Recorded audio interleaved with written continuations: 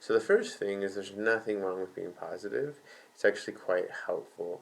Toxic positivity is a very particular form, and I think all of us do it to some degree. So first, just kind of describing what it is. It's a form of gaslighting, and gaslighting isn't always malicious. So with today's culture, we're so about narcissism and gaslighting, but we all gaslight at times in our life, and we're often just not aware of it. So what's happening with when someone's toxically positive is someone's sharing a difficult experience, and instead of empathizing with them, they go into look on the bright side. It could be worse, which for the person who's struggling, that can actually be quite painful. So of course it's going to depend on the receiver. Some people might be more geared towards that, and so that's not painful. Maybe it's a helpful reminder. But for many people, when we're in relationship with others, we don't necessarily want their advice. We want their connection. And that's one of the pieces that can sometimes drive someone to be toxically positive is they feel that they need to fix everything.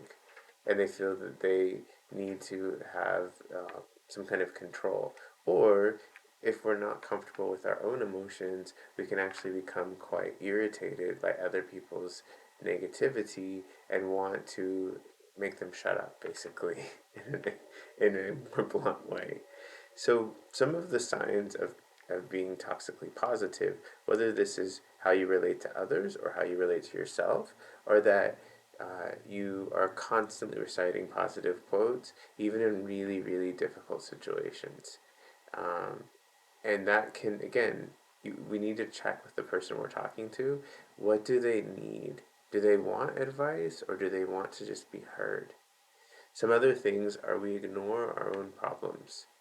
So the difficult problems in our life, we just put on the back burner, we don't address, we just want to focus on the good in life. But when those back burner problems start to impacting our life, we have to address them. But when we're toxically positive, we're just very disconnected. We can also hide our painful emotions or what we deem as negative, um, suppressing them or potentially repressing them. Other things can be we dismiss other people's difficult feelings. So that's where the look on the bright side, silver lining, people have it worse. That's what you're actually doing is dismissing someone's feelings. And we can do that again to ourselves. So we can be in a challenging work situation or facing a loss and tell ourselves, well, other people experience the same or worse. Uh, and then finally, and of course there's more, but this is a short video, is we can feel actually guilty for having negative feelings, or guilt other people for having negative feelings. So, if someone in your life is doing that to you, the first thing is maybe don't go to them for support.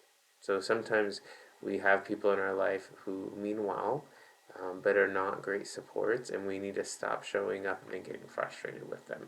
Working with people, I'll often see someone who maybe has a difficult relationship with a parent, which is totally understandable.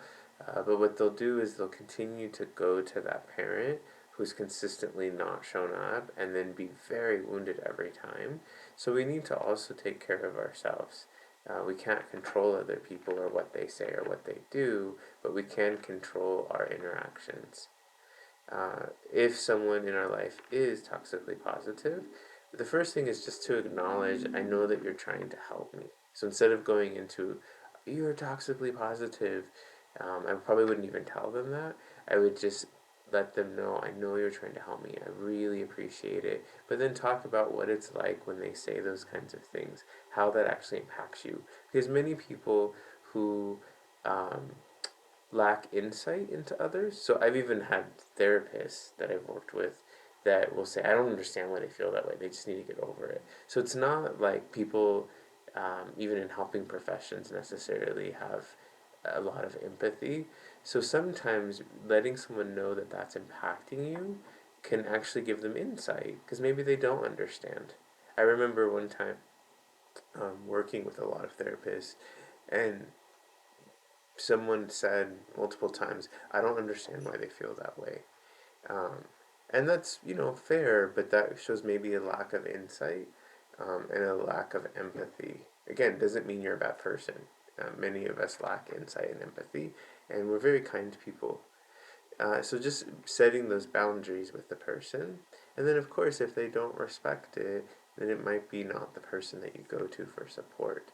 And finally, it's really important for us to understand that life has losses and life has difficulties, and it's really important to honor those experiences, before we move directly to a solution. Sometimes people are so solution oriented that they never actually process their emotions and honor that experience and learn the lessons from it because they just need to fix it and make it go away.